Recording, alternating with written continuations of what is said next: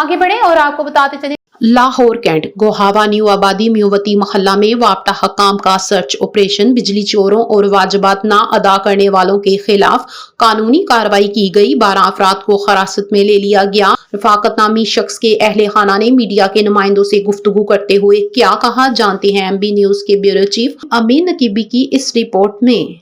Lahore cantt गोहावा new आबादी मेवाती मोहल्ला में वापडा हुकाम का सर्च ऑपरेशन। बिजली चोरों और वापडा के वाजबात अदा न करने वालों के खिलाफ कानूनी कार्रवाई की गई। तकरीबन 12 अफराद को गिरफ्तार किया गया। रफाकत नामी शख्स के अहले खाना ने मीडिया के नुमाइंदों से गुफ्तगू करते हुए कहा, 3 माह कबल बारिश के पानी की वजह से मीटर जल गया। हमने मीटर तब्दील करवाने के लिए 3 माह कबल तहरीरी दरख्वास्त जमा करवाई, मगर किसी के कानों पर जूं तक न रेंगी। आखिरकार वापडा की टीम ने इलाका में ऑपरेशन किया और रफाकत को गिरफ्तार कर लिया। मुतासरीन ने कहा कि हमें जायद बिल भेजने की धमकियां दी जा रही हैं, जबकि वापडा हुकाम अपनी गलती की सजा हमें न दें। उन्होंने आला अफसरान से मुतालबा किया कि हमारे मीटर लगाकर हमारा कनेक्शन बहाल किया जाए। मुतासरा किरण, शाहीन, फारिस, लियाकत, आमर और दीगर ने मीडिया के नुमाइंदों से गुफ्तगू करते हुए कहा, आला अफसरान अगे गुजारिश करने साडे नाल एक अज वाकया होया है।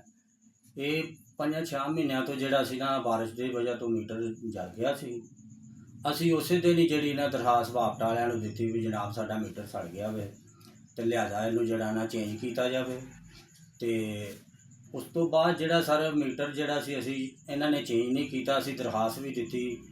अपना जफर नाम का हैगा सी जिहड़ा काउंटर ते पिंड है जिहड़ा दरखास्त नूं अगे मार्क करता है।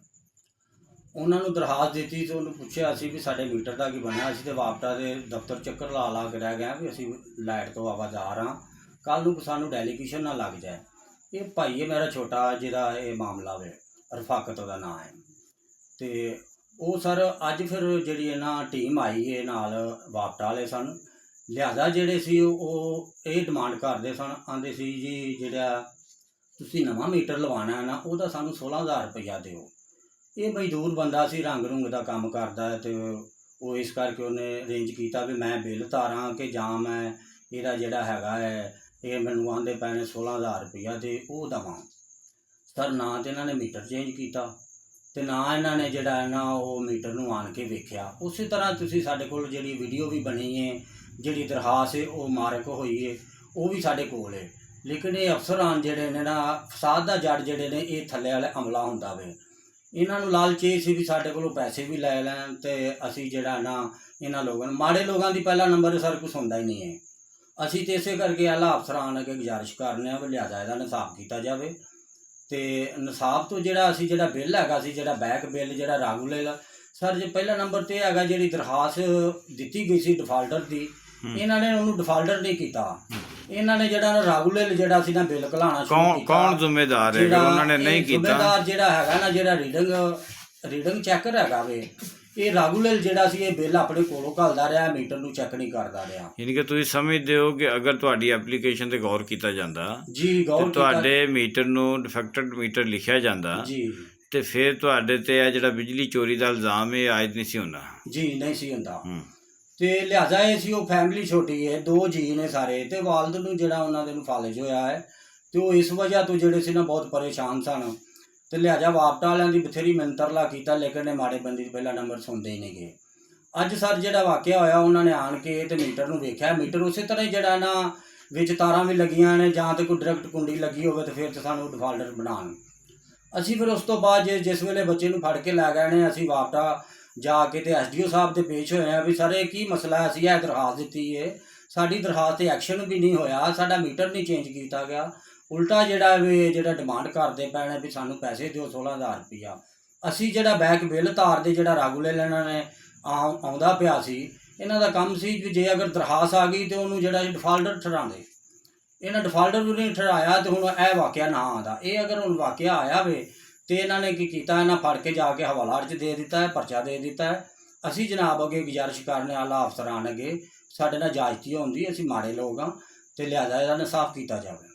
मैं भी गुहावे च रहना, वो मामू ने मेरे तो मीटर सारे 3-4 महीनों तो पिछे सड़ गया सी बारिश की वजह तो असी उनकी दरखास्त दी सी वापटा ने तो वापटा ने लिहाजा उन्हें तो बेगोली की है तो लिहाजा नाल उन्होंने जिहड़ा ना वो मीटर चेंज नहीं किया। ਤੇ ਉਹ ਸਾਨੂੰ ਕਾਫੀ ਅੱਗੇ ਆ 3 ਮਹੀਨਿਆਂ ਦਾ ਬਿੱਲ ਵੀ ਉਹਨਾਂ ਨੇ ਪਾਤਾ ਹੈ। ਅਸੀਂ ਉਹ ਲਿਆਸਾ ਬਿੱਲ ਵੀ ਤਾਰ ਦਿੱਤਾ ਹੈ 50,000 ਰੁਪਇਆ। ਤੇ ਹੁਣ ਮਸਲਾ ਇਸ ਗੱਲ ਦਾ ਹੈ ਕਿ ਅੱਜ ਦਾ ਜਿਹੜਾ ਵਾਕਿਆ ਹੈ ਨਾ ਸਰ, ਉਹ ਆਰਮੀ ਦੇ ਨਾਲ ਰੇਂਜਰ ਆਈ ਸੀ।